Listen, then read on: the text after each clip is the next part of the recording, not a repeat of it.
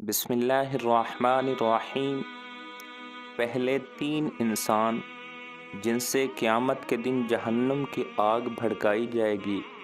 Number 1، قرآن کا حافظ، جو حافظ بنتا ہے دکھاوے کے لیے، خود کو قاری صاحب کہلوانے کے لیے، نہ کہ اللہ کے دین کی خدمت کے لیے۔ نمبر 2، شہید، جو اس لیے میدان جنگ میں لڑے کہ لوگ اس کو بہادر کہیں اور اس کی واہ واہ ہو، نہ کہ اللہ کی راہ میں شہادت کی تمنا کے ساتھ۔ نمبر 3، مالدار، جو دکھاوے اور جھوٹی عزت کمانے کے لیے بہت صدقے خیرات اور صلہ رحمی کرتا ہو۔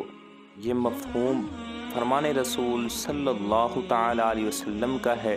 اس کو امام ترمذی نے نقل کیا، اور اس کے علاوہ بے شمار احادیث کی کتب کے اندر اس احادیث مبارکہ کو روایت کیا گیا۔